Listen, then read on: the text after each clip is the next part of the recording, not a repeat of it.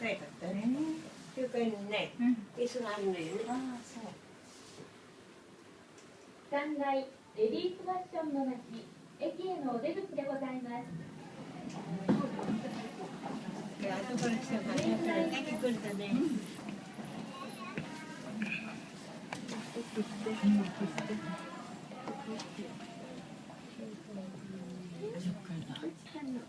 まだにでももう5時ちょっと20分ぐらいですってね、暗くなるのね。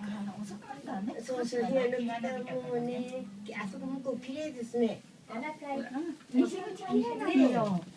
東より西口の方が西口の方が綺麗してますね。上に参ります。まだ上ね。今7階だ。綺麗綺麗。うちってさ、よくテレビで撮影してるのね。西口は西口はね、してるわよね。ドラマなんかで出てくるから。9階催し会場と戸籍の町でございます。ありがとうございます。上に参ります。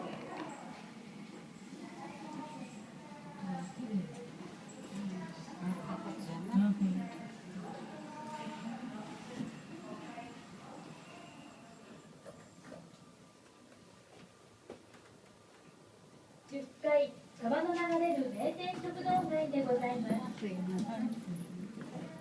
に参ります。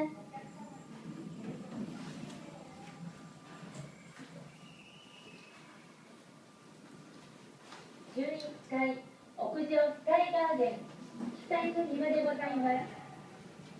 北に参ります。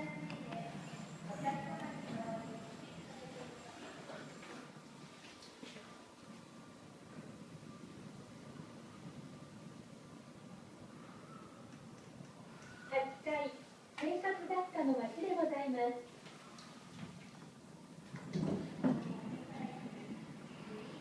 北に参ります。